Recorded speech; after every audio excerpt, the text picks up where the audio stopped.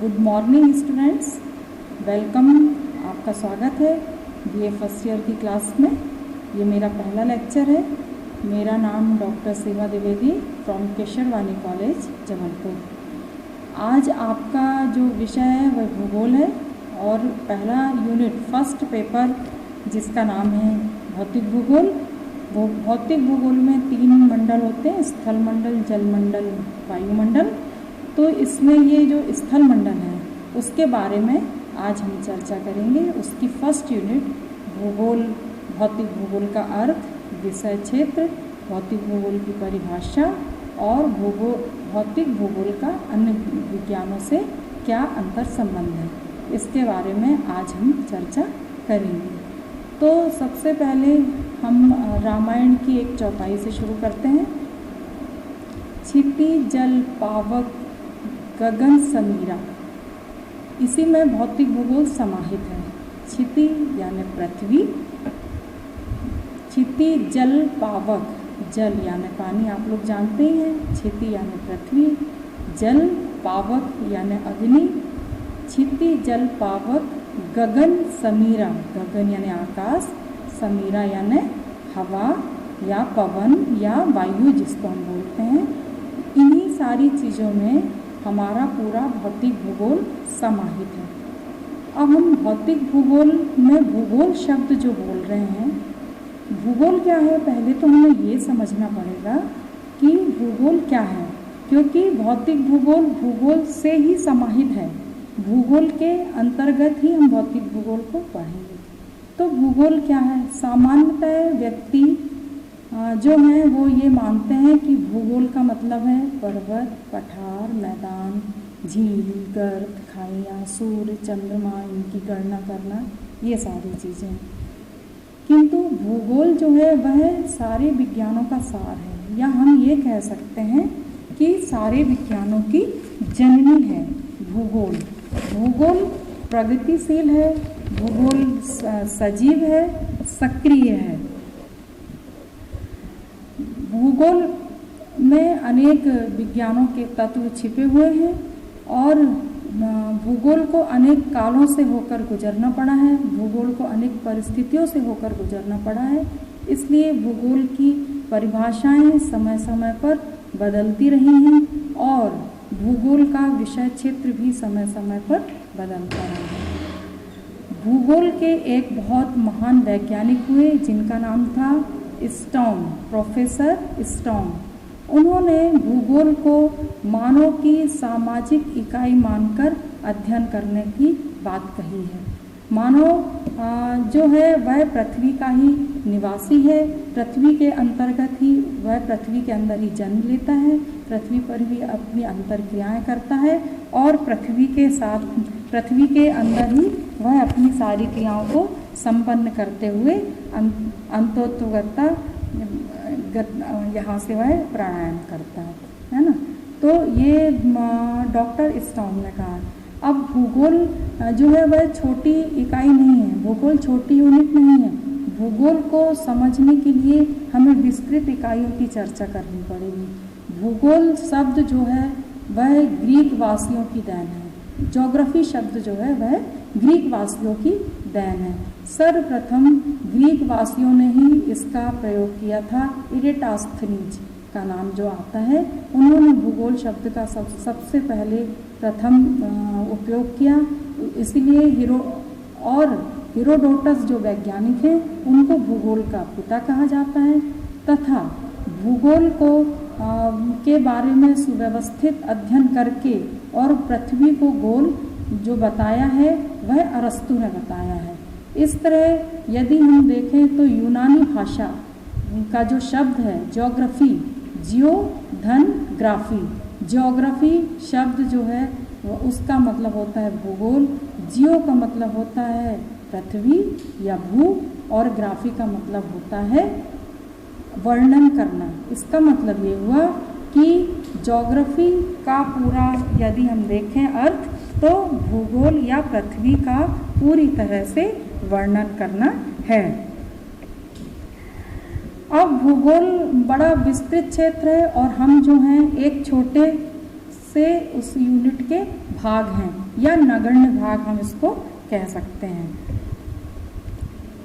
भूगोल को बहुत अच्छे तरीके से समझने के लिए हमें भूगोल की एक और परिभाषा देखनी पड़ेगी।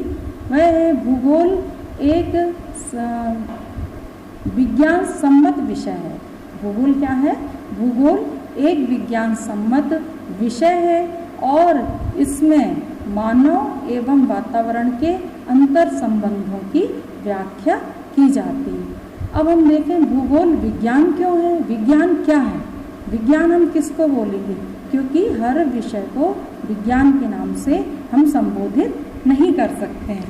तो भूगोल को यदि हमने विज्ञान कहा है तो उसका कारण क्या है।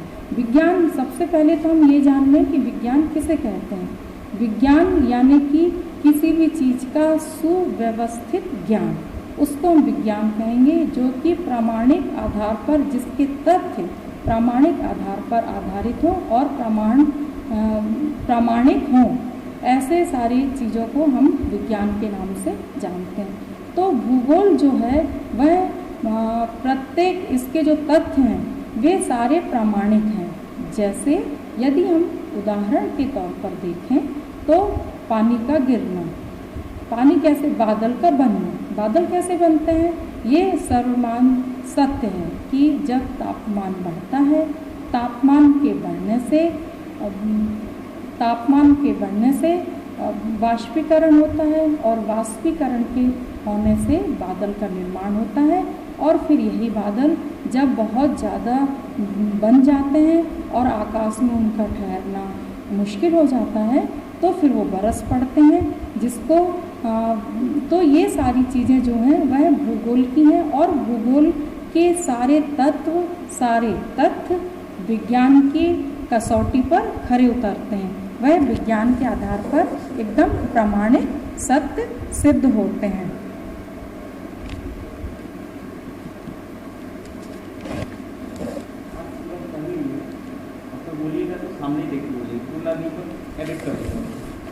कैसे, मतलब ये असली में कैमरा सामने आता है ना तो ये सब दिखाई नहीं दे रहा है। जब बोलेंगे तो आप सामने देख के बोलिएगा। अच्छा, और उसको मैं एडिट कर दूँगा। अच्छा, जब पर भैया वहाँ देख के फिर हम यहाँ देखते हैं तो हमको दिख नहीं रहा है ठीक से। पर क्या है कि आप इसलिए मैं बोल रहा हूँ, जब आप बोलेंगे तो यहाँ से बोल के पूरा देख के फिर यहाँ अच्छा, फिर मैं उसको एडिट कर दूँगा। अच्छा, तो भूगोल का हर तथ्य सिद्ध होता है कि जिस तरह भूकंप कैसे आते हैं, ज्वालामुखी का विस्फोट किस तरह होता है ना, और महाद्वीपों का विस्थापन, अभी आगे आप यूनिट में पढ़ेंगे वैगनर का महाद्वीपीय विस्थापन का सिद्धांत, तो महाद्वीपों का खिसकाव किस तरह हुआ, इन सारी चीज़ों को हम भूगोल के अंतर्गत पढ़ते हैं और ये सारी जो तथ्य हैं, ये सारे तत्व हैं, वह भूगोल की प्रामाणिकता सिद्ध करते हैं। इसलिए भूगोल को विज्ञान के रूप में हम मानते हैं। इस तरह हम कह सकते हैं कि भूगोल भूतल का विज्ञान है। भूतल का यानी कि भूमि के अंदर, भूमि के ऊपर जितनी भी भौतिक एवं जड़ एवं चेतन जितने भी चीज़ें हैं, जितने भी तत्व हैं, वो सब एक दूसरे पर समाहित हैं, एक दूसरे को प्रभावित करते हैं और एक दूसरे से प्रभावित होते हैं। और ये सारी घटनाएं जो हैं वह पृथ्वी के तल या पृथ्वी के ऊपर होती हैं, इसलिए इसको भूगोल को भूतल का विज्ञान के नाम से जानते हैं। फिर है भूतल या भूगोल एक अंतर संबंधित विज्ञान, अंतर विषय विज्ञान है। अंतर विषय विज्ञान यानी इसमें बहुत सारे विषयों का समावेश है, बहुत सारे विज्ञान जो हैं वह इसमें समाहित हैं। एक तरह से यदि हम देखें तो विज्ञान, भूगोल जो है वह बहुत सारे विज्ञानों की जननी है। फिर भूगोल जो है वह अंतर संबंधित विज्ञान है। अंतर संबंधित विज्ञान का मतलब यह है कि जड़ और चेतन ये आपस में एक दूसरे को प्रभावित करते हैं और प्रभावित होते हैं। तो जड़ हो या चेतन हो, ये सारी चीज़ों का अध्ययन हम भौतिक भूगोल के अंतर्गत करते हैं। इसलिए ये भूगोल जो है वह एक अंतर विषयी विज्ञान है और अंतर संबंधित विज्ञान है। भूगोल एक व्यवहारिक विज्ञान है, या हम इसको अनुप्रयुक्त विज्ञान के नाम से भी जानते हैं। अनुप्रयुक्त विज्ञान या व्यवहारिक विज्ञान का मतलब ये है कि जो भी हमारे आसपास की घटनाएं घटती हैं, जो भी हम जैसे कि परिवहन की चीज़ें हैं या भौतिक सांस्कृतिक जो भी भूदृश्य हैं, वो सारी चीज़ों का वर्णन इसके अंतर्गत किया जाता है। परिवहन हो, उद्योग हो, व्यवसाय हो, खनन हो, खनिज से संबंधित कोई भी क्रियाएं हो, ये सारी चीज़ें इसके अंतर्गत आती हैं। तो इस तरह भूगोल का क्षेत्र जब विस्तृत होने लगा, भूगोल में अनेक विद्वानों ने बहुत बहुमूल्य योगदान देकर इसको प्रगतिशील बनाया। इसमें अनेक तरह की खोजें हुई, अनेक तरह की जानकारियाँ प्राप्त होने लगी। तो फिर इसका जो क्षेत्र है, भूगोल का कार्य क्षेत्र, वह बहुत अधिक विस्तृत होने लगा। और जब बहुत अधिक विस्तृत होने लगा तो एक ही यूनिट में, यानी कि भूगोल के अंतर्गत ही हम इतने सारे संबंधित चीज़ों का अध्ययन भूगोल की नहीं कर सकते थे। इसलिए फिर भूगोल की 2 शाखाओं का निर्माण हुआ। पहली शाखा थी भौतिक भूगोल और दूसरी शाखा थी मानव भूगोल। भौतिक भूगोल जो है उसके अंतर्गत वे सारी चीज़ें आती हैं जो कि प्रकृति प्रदत्त हैं। प्रकृति ने हमें उपहार स्वरूप दिया है, जिसको कि हम उपयोग करते हैं, जिसका उपयोग करके हम अपनी उन्नति, अपनी प्रगति करते हुए आगे बढ़ते चले जाते हैं। तो वे सारी चीज़ें जो कि मनुष्य के कंट्रोल में नहीं है, जिनको प्रकृति ने हमें उपहार स्वरूप दी है, जिनका प्रकृति ने ही जिनको जन्म दिया है, जिनकी उन्नति प्रगति प्रकृति के ऊपर ही निर्भर करती है, जिनका सारी तरह का कंट्रोलिंग पावर प्रकृति के हाथ में ही है। तो ऐसी सारी चीज़ें जो प्रकृति प्रदत्त हैं वे भौतिक कहलाती हैं, भौतिक भूगोल के अंतर्गत आती हैं। जैसे बादल का बनना, पानी का गिरना, हवा का चलना और सूर्य के प्रकाश का आना, चंद्रमा का आना, तारों का दिखना, ये सारी चीज़ें मनुष्य के हाथ में नहीं है, ये प्रकृति प्रदत्त है। जिस तरह यदि हम चाहेंगे कि पानी रुक जाए तो रुक सकता है क्या? हम रोक सकते हैं क्या? नहीं रोक सकते। जब हम पानी नहीं रोक सकते यानी कि वो हमारे हाथ में, यानी कि मनुष्य के हाथ में ये चीज़ नहीं है। मनुष्य के हाथ में जो चीज़ नहीं है वह प्रकृति प्रदत्त है और उसी को हम भौतिक भूगोल के नाम से जानते हैं। जिस तरह सूर्य का प्रकाश है, कभी हमें बहुत गर्मी का अनुभव होता है, ऐसे लगता है कि थोड़ी सा धूप हमारे पास से अलग हो जाए या सूर्य थोड़ा सा ढक जाए, मगर वो संभव है क्या? नहीं संभव है। कारण ये है कि वो मनुष्य के हाथ में नहीं है। उसका कंट्रोलिंग पावर ईश्वर के हाथ में है, प्रकृति के हाथ में है। इस तरह जो भी प्रकृति प्रदत्त है, प्राकृतिक चीज़ें हैं, वे सारी चीज़ें भौतिक भूगोल के अंतर्गत आती हैं। और जो चीज़ें, अब इसमें एक और जो शाखा है उसको हम बोलते हैं मानव भूगोल। मानव भूगोल यानी जो चीज़ें मनुष्य के हाथ में जिसका कंट्रोल है। जैसे हम बहुत सारे अभी बाहर ये कमरा, ये रूम जिसमें हम बैठे हुए हैं, ये सारी चीज़ें जो भी मनुष्य के द्वारा बनाई जाती हैं, परंतु मनुष्य के द्वारा कब बनाई जाएंगी? जब वो प्रकृति से सहायता प्रदान करेगा। तो प्रकृति की सहायता लेकर जब हम किसी भी सांस्कृतिक भूदृश्य का निर्माण करते हैं, उसका मनुष्य संचालन करता है, मनुष्य उसका आकलन करता है, मनुष्य उसकी उन्नति करता है और मनुष्य चाहे तो उसका विनाश भी कर सकता है। तो ये सारी चीज़ें जो हैं वह जो कि मनुष्य के द्वारा बनाई जाती हैं, मनुष्य ही उसका कंट्रोलर है, उन सारी चीज़ों को मानव भूगोल के अंतर्गत हम अध्ययन करते हैं। अब हम देखें कि भौतिक भूगोल क्या है। भौतिक भूगोल में वो सारे तत्व आते हैं, भौतिक भूगोल में वे सारी प्रक्रियाएं, वे सारी क्रियाएं आती हैं जो कि प्रकृति प्रदत्त होती हैं। तो इस तरह उसको हम भौतिक भूगोल के नाम से जानते हैं। भौतिक भूगोल की परिभाषाएं अनेक विद्वानों ने दी हैं। तो सबसे पहले आर्थर होम्स ने जो परिभाषा दी है उनके अनुसार भौतिक भूगोल के अंतर्गत भौतिक वातावरण या भौतिक पर्यावरण का अध्ययन किया जाता है। भौतिक पर्यावरण में वे सारी चीज़ें आती हैं जो कि प्रकृति ने हमें निर्धारित की हुई हैं और जिसके द्वारा पृथ्वी के ऊपर का जो तल है उसके ऊपर जो मनुष्य या जीव जंतु या वनस्पति का जो जीवन है वह बाह्य और आंतरिक शक्तियों के द्वारा निर्वाह रूप से अपना चलता रहता है। इसी तरह एक और विद्वान हुए जिनका नाम था कांट। उन्होंने कहा है भौतिक भूगोल विश्व के ज्ञान का प्रथम भाग है। क्या कहा है उन्होंने? भौतिक भूगोल जो है वह विश्व के ज्ञान का प्रथम भाग है। यानी कि जैसे ही मनुष्य आंखें खोलता है सबसे पहले वह प्रकृति प्रदत्त चीज़ों के ही दर्शन करता है। तो इस तरह कांट का कहना बिल्कुल सत्य है कि जो भूगोल है वह विश्व के ज्ञान का एक भाग है या एक हिस्सा है। अब भौतिक भूगोल का विषय क्षेत्र, भौतिक भूगोल का विषय क्षेत्र क्या है? वैसे तो भौतिक भूगोल का विषय क्षेत्र बहुत अधिक विस्तृत है। भौतिक भूगोल जो है वह अनेक इकाइयों के द्वारा निर्मित है। इसमें प्रकृति प्रदत्त सारी चीज़ों का, सारे तत्वों का, सारे तथ्यों का समावेश है। वैसे भूगोल के अंतर्गत भूगोल की जो शाखा है भौतिक भूगोल, भौतिक भूगोल के अंतर्गत हम 3 मंडल का मुख्यतः अध्ययन, वैसे तो इसके 4 मंडल हैं।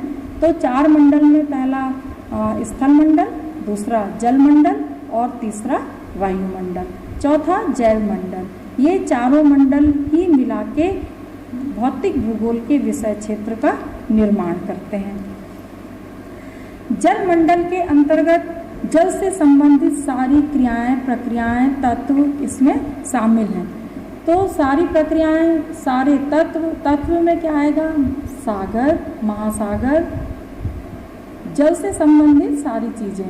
तो सागर महासागर की आंतरिक संरचना, उनके अंदर जो वनस्पतियाँ पाई जाती हैं, उनमें जो जीव जंतु पाए जाते हैं, उन सारी चीज़ों का अध्ययन, महासागरों की गहराई कितनी है, उनमें पानी का लेवल कितना है, उनमें पानी के अंदर जो खनिज तत्व पाए जाते हैं वो कितने हैं, वो कौन कौन से पाए जाते हैं, कितनी मात्राओं में पाए जाते हैं, उसकी भौतिक संरचना कैसी है, कौन से महासागर का क्या महत्व है, कहाँ पर कौन सा महासागर है, कौन सा सागर है, इन सारी बातों का अध्ययन जल मंडल के अंतर्गत किया जाता है। जल राशि, वायु, ये जो जल से संबंधित जल की लवणता क्या है, जल में तापमान कितना है, इन सारी बातों का अध्ययन जल मंडल के अंतर्गत करते हैं। दूसरा है स्थल मंडल। स्थल मंडल जिसमें कि मानव का जीवन रहता है या किसी भी तरह के प्राणी का जीवन इसमें संभव है,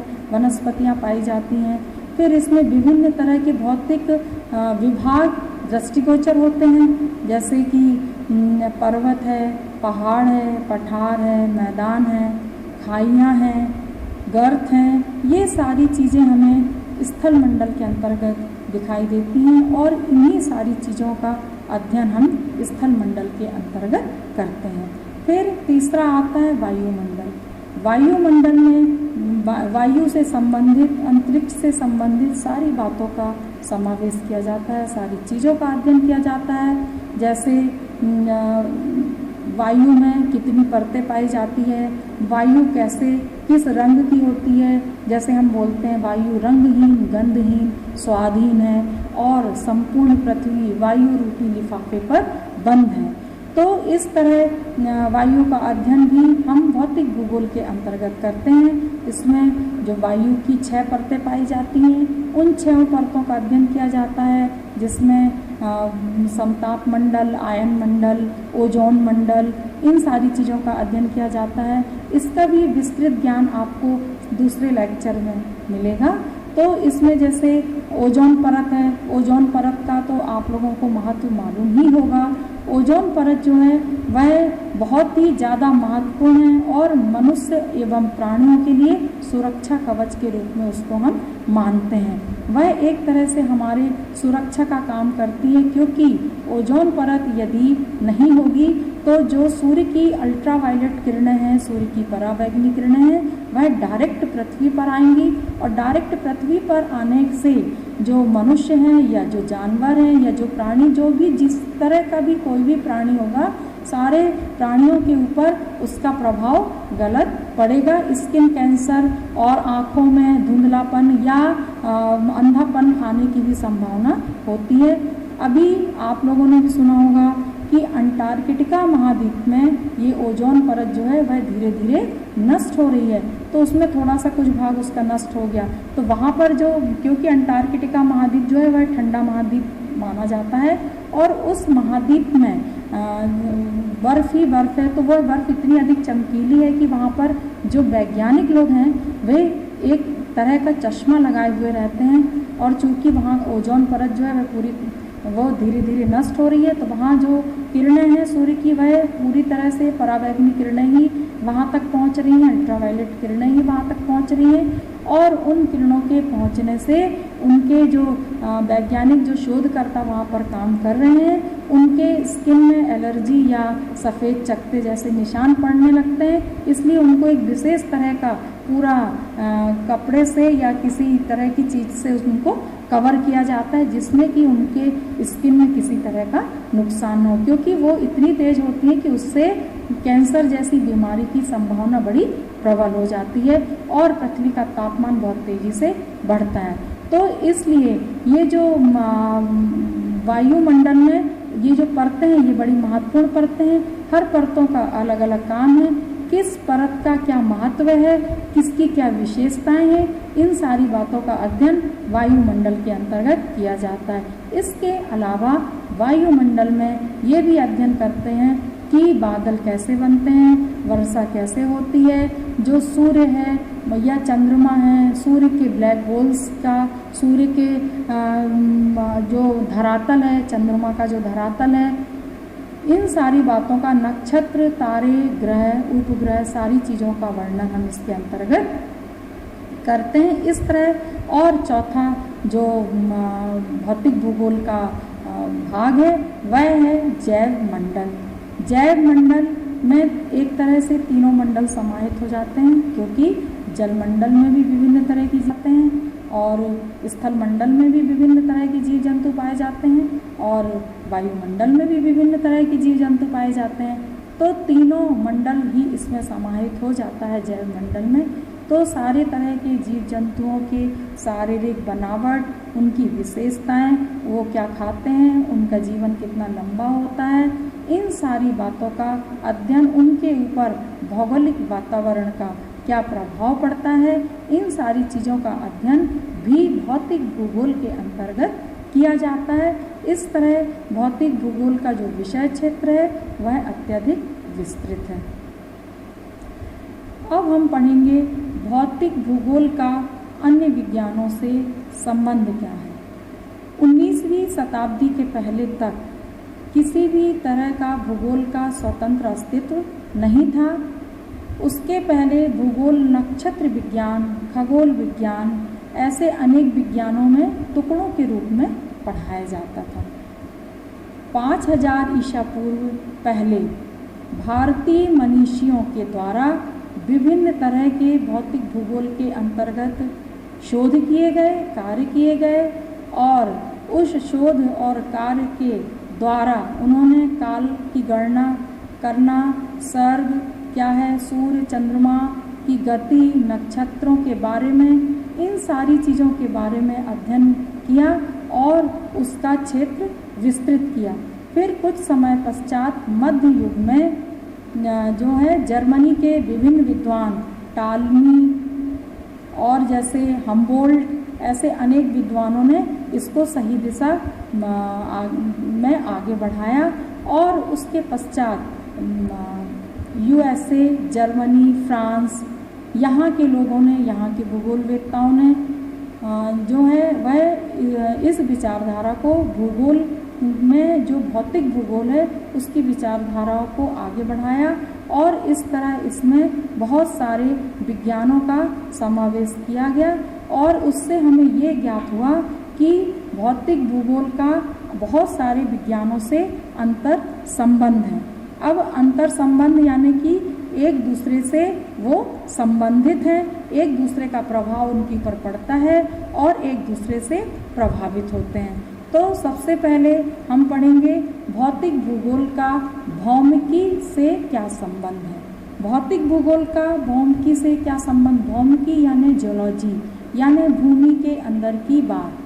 तो जियोलॉजी यानी कि भौमिकी में पृथ्वी की आंतरिक संरचना के बारे में पढ़ाया जाता है।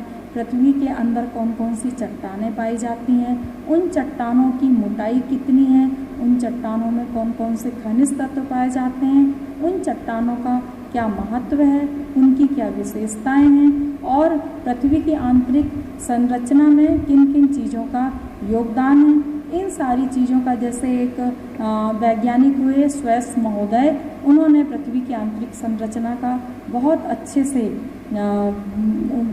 आंतरिक संरचना को उन्होंने बहुत अच्छे से बताया है। उन्होंने 3 भागों में उसको डिवाइड किया, स्याल, सीमा और नीफे। तो ये सारी चीज़ें जियोलॉजी के अंतर्गत भी पढ़ते हैं और इन्हीं सारी चीज़ों को हम ज्योग्राफी के अंतर्गत भी अध्ययन करते हैं। इस तरह भौमिकी और ज्योग्राफी में या भूगोल और भूगर्भ शास्त्र में बहुत ज़्यादा अंतर संबंधित है, ये एक दूसरे के ऊपर प्रभाव डालते हैं। फिर दूसरा है भूगोल और जलवायु विज्ञान। हो गया क्या भाई? भूगोल और जलवायु विज्ञान। तो जलवायु, जल और वायु, ये 2 शब्दों से जलवायु विज्ञान बना है, यानी जल से संबंधित सारी बातें और वायु से संबंधित सारी बातें। तो जलवायु विज्ञान में इन सारी चीज़ों का अध्ययन होता है। उन्हीं सारी चीज़ों का अध्ययन भूगोल में भी किया जाता है।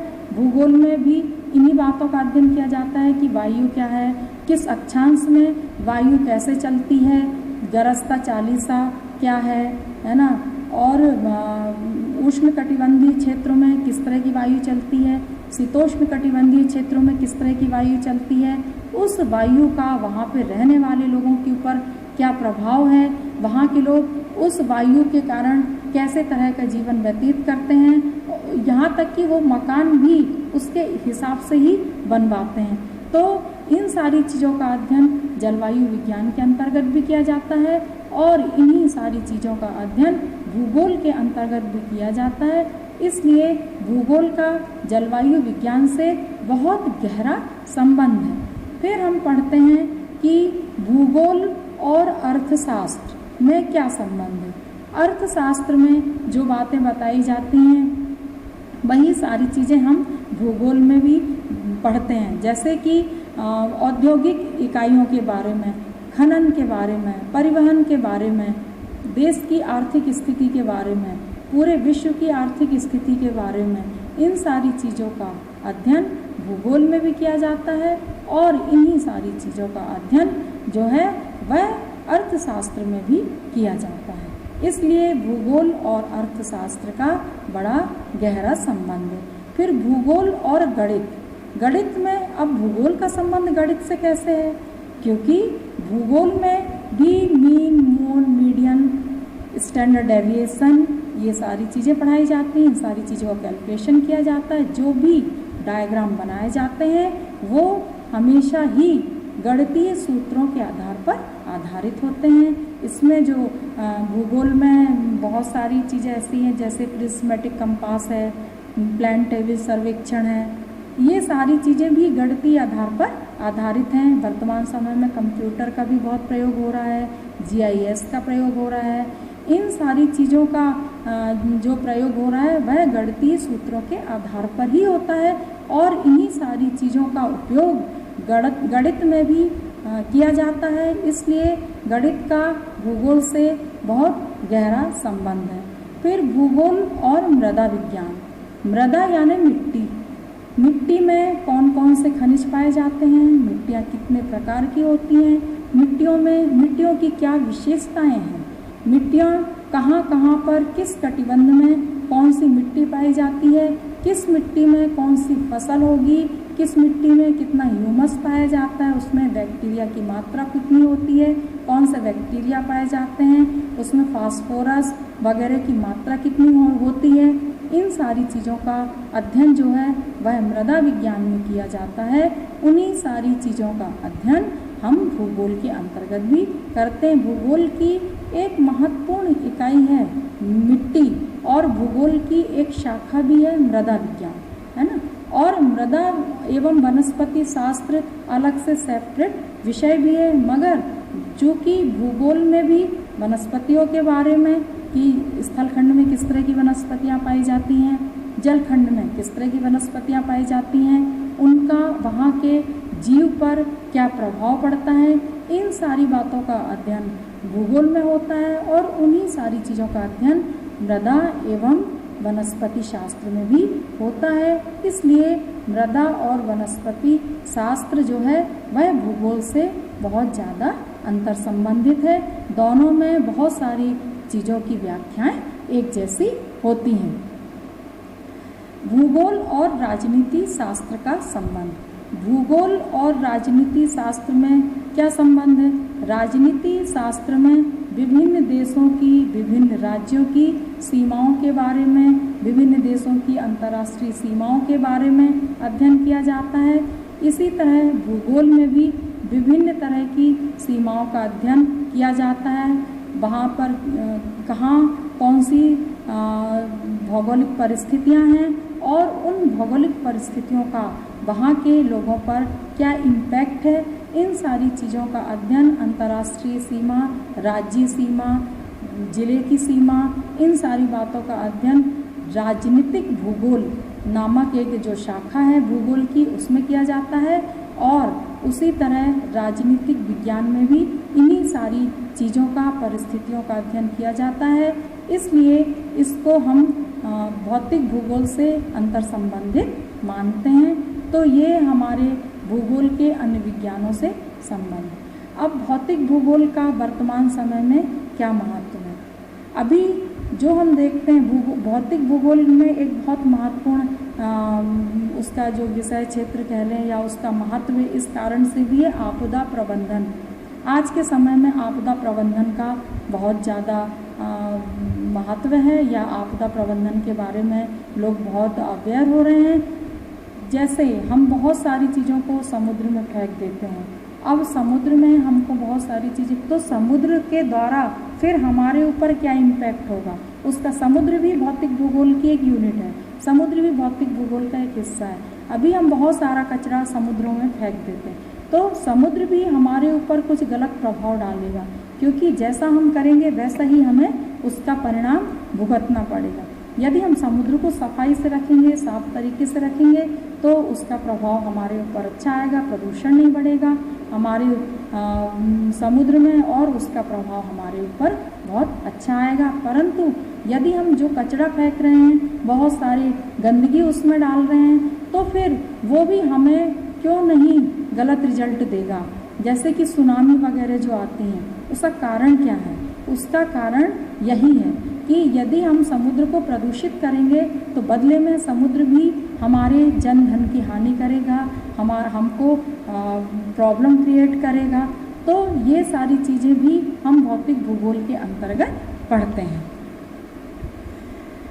भौतिक भूगोल जो है वह हमारे जीवन में बहुत महत्व रखता है, क्योंकि सारी क्रियाएं हम इसी भूभाग में, पृथ्वी के भूतल में ही सारी क्रियाएं करते हैं और इन्हीं सारी प्रक्रियाओं से गुजरते हैं। हमारे जन्म से लेकर मृत्यु तक हर पल, हर घटकों में भौतिक भूगोल का महत्व है। क्योंकि जब हम जन्म लेते हैं तो हम जन्म लेते से ही हवा, सूर्य के प्रकाश का, इन सारी चीज़ों का हम उपयोग करते हैं, और फिर जैसे जैसे बड़े होते जाते हैं वैसे वैसे बहुत सारी जो भौतिक घटक हैं वो हमारे जीवन पर प्रभाव डालते हैं। जहाँ पर जिस तरह का भौतिक वातावरण होगा हम वहाँ पर वैसे ही ढल जाएंगे। जैसे जो क्षेत्र बहुत ज़्यादा ठंडे हैं वहाँ पर हम हमेशा ऊनी कपड़े ही पहन के रखेंगे, मगर जो क्षेत्र बहुत गर्म है वहाँ हम ऊनी कपड़े तो पहन ही नहीं सकते, तो फिर हमें वहाँ हल्के कॉटन के कपड़े पहनने होंगे। मगर कुछ क्षेत्र ऐसे, कुछ भौतिक तत्व ऐसे हैं जिनको मनुष्य अपने ज्ञान से, अपने कौशल से, अपने स्किल से उसने उन परिस्थितियों को बदल दिया। और जैसे अब ये हम कमरे के अंदर बैठे हैं, तो यदि हम भौतिक वातावरण की बात करेंगे तो फिर अभी इस समय तो गर्मी है, तो फिर हमें गर्मी में रहना चाहिए नहीं। तो मनुष्य ने क्या अपने बुद्धि और कौशल के अनुसार उसने पंखे का इजाद किया, पंखे बनाए, फिर कूलर बनाए, AC वगैरह बनाए। तो बहुत सारी जगह पर जहाँ पर कि भौतिक तत्वों को मनुष्य नहीं बदल सकता था, वहाँ वह भौतिक परिस्थिति के अनुसार ढल गया, और जहाँ भौतिक परिस्थितियों को अपने अनुरूप ढाल सकता था अपनी बुद्धि से, अपने कौशल से, अपने स्किल से, तो उसने वहाँ पर अपने अभिरुचि के अनुसार, अपनी प्रगति के अनुसार उन भौतिक परिस्थितियों को ढाला और प्रगति के नए सोपानों पर चढ़ता गया। तो ये आज का ये जो पहली यूनिट थी आपकी यहाँ समाप्त होती है। अभी हमने जो पढ़ा भूगोल क्या है, भौतिक उसकी शाखा भौतिक भूगोल, मानव भूगोल क्या है, भौतिक भूगोल के अंतर्गत भौतिक भूगोल की अर्थ, परिभाषा, विषय क्षेत्र, भौतिक भूगोल का अन्य विज्ञानों से संबंध, भौतिक भूगोल का महत्व, उसका उद्देश्य, आज हमने इस टॉपिक पर बात की है। अब नेक्स्ट लेक्चर जो होगा उसमें हम बात करेंगे इसी यूनिट यानी फर्स्ट यूनिट का जो सेकंड चैप्टर है। सेकंड चैप्टर यानी कि उसमें पृथ्वी की उत्पत्ति से संबंधित सिद्धांत हैं, पृथ्वी की भूवैज्ञानिक समय सारणी है, पृथ्वी का इतिहास है और पृथ्वी की परिकल्पनाएं हैं। इन सारी चीज़ों के बारे में हम सेकंड यूनिट में इस फर्स्ट यूनिट के सेकंड चैप्टर में अध्ययन करेंगे। तो अब इसमें हम देखेंगे कि पृथ्वी की समय सारणी यानी कोई घड़ी तो थी नहीं उस समय कि समय सारणी हम कैसे ज्ञात करें, या पृथ्वी कितने साल पुरानी है इस बात का भी हमें कैसे मालूम चलेगा। उन सारी बातों का अध्ययन इसके अंतर्गत हम करेंगे कि पृथ्वी कितने साल पुरानी है, पृथ्वी का जन्म कब हुआ, कैसे हुआ, पृथ्वी की उत्पत्ति किन भौगोलिक परिस्थितियों में हुई, सूर्य का जन्म पहले हुआ, पृथ्वी का जन्म पहले हुआ, अन्य ग्रहों का निर्माण कैसे हुआ, फिर तारों का निर्माण कैसे हुआ, ग्रहों का निर्माण कैसे हुआ, नक्षत्रों का निर्माण कैसे हुआ, उनका जन्म कब किन परिस्थितियों में हुआ, सब एक साथ बने या सारे चीज़ों की बनने की प्रक्रियाएं अलग अलग थी। इन सारी बातों का अध्ययन हम नेक्स्ट चैप्टर में करेंगे। इसके साथ ही हम ये भी देखेंगे कि पृथ्वी की उत्पत्ति के समय जो परिकल्पनाएं हैं वर्तमान समय में विभिन्न विद्वानों ने अपनी खोज के आधार पर, अपने शोध के आधार पर, अपनी रिसर्च के आधार पर और विभिन्न तरह की जानकारी या अन्य स्रोतों के आधार पर जो जानकारी उन्होंने हमें दी और अपनी जिस परिकल्पना को उन्होंने बताया, उन सारी बातों का हम इसमें उल्लेख करेंगे, अध्ययन करेंगे। कि जैसे कि एक निहारिका परिकल्पना है, इसके अंतर्गत निहारिका परिकल्पना में उन्होंने बताया कि लाप्लास एक वैज्ञानिक थे फ्रांस के, उन्होंने इस परिकल्पना का विश्लेषण किया है, इस परिकल्पना को उन्होंने बताया है। निहारिका परिकल्पना उन्होंने बताया कि सूर्य जो था वह आदिकाल से ही था और जो पृथ्वी और ग्रह हैं वो बाद में बने हैं। तो सूर्य आदिकाल से ही अपनी जगह पर स्थिर था। एक बहुत लंबा सा तारा ब्रह्मांड में घूमते हुए कहीं गुजरा। अभी हम टीवी वगैरह देखते हैं या भगवान से संबंधित कोई फिल्म देखते हैं तो हम उनके पीछे का बैकग्राउंड देखते हैं ना, कि कोई भी चीज़ यहाँ से होते हुए पीछे से आती जा रही है और वो कहीं विलुप्त होती जा रही, फिर कुछ नई चीज़ पीछे से आई और वो विलुप्त होती चली गई। तो ये इसी तरह ये जो लाप्लास महोदय हैं उन्होंने बताया कि एक निहारिका जैसा एक पदार्थ था जो कि सूर्य के नज़दीक से, सूर्य के कक्ष के नज़दीक से होकर निकला। चूँकि इस निहारिका के अंदर गुरुत्वाकर्षण की शक्ति थी, तो जो सूर्य का पदार्थ था बीचों बीच वाला, वह इस निहारिका से आकर्षित हो गया और इस निहारिका की ओर वह बढ़ने लगा। जैसे जैसे वह निहारिका की ओर बढ़ा, परंतु तब तक क्योंकि वो निहारिका भी गोल गोल घूम ही रही थी, तो वह निहारिका भी गोल गोल घूमते हुए वह ब्रह्मांड में कहीं पर विलुप्त हो गई। तो यह जो तारा था, जो सूर्य का आद्य पदार्थ था, बीच का जो पदार्थ था, वह सूर्य के कक्ष से दूर जा चुका था, परंतु वह निहारिका तक नहीं मिल पाया। क्यों नहीं मिल पाया? क्योंकि निहारिका दूर जा चुकी थी। तो निहारिका का जो गुरुत्वाकर्षण था वह उसके अंदर से समाप्त हो गया। तो जैसे ब्रह्मांड में सारी चीज़ें गोल गोल घूमती है, ऐसे ही यह तारा, यह जो पदार्थ था वह भी गोल गोल घूमने लगा, और गोल गोल घूमने के परिणाम स्वरूप ही ये पृथ्वी और इसके जो अन्य 8 ग्रह हैं उन ग्रहों की रचना हुई। तो इस तरह इसमें कुछ इनकी अपनी कल्पनाएं भी हैं और कुछ वैज्ञानिक तथ्यों के आधार पर आधारित प्रमाण भी हैं। तो इसलिए हम इसको सिद्धांत ना बोलकर परिकल्पनाओं के नाम से जानते हैं। इसी तरह हम पृथ्वी के इतिहास के बारे में भी पढ़ेंगे। पृथ्वी के इतिहास को 5 भागों में विभक्त किया गया है। पहला इतिहास को हम कालों के नाम से जानेंगे, है ना। भूगोल में इतिहास को हम इतिहास के नाम से नहीं, पृथ्वी का जो इतिहास है उसको कालों में विभक्त किया गया है। तो सबसे पहले आद्य महाकल्प। आद्य का मतलब होता है पहला, या उषा काल जिसको हम बोलते हैं। तो ये है, इसमें पृथ्वी की उत्पत्ति का सबसे पहले का काल माना गया।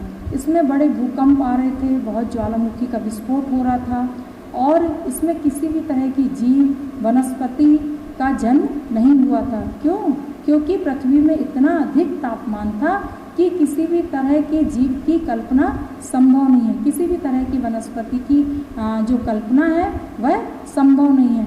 तो इसको आद्य महाकल्प के नाम से, हालांकि इसका पीरियड बहुत कम समय का था। इसी तरह आद्य महाकल्प के बाद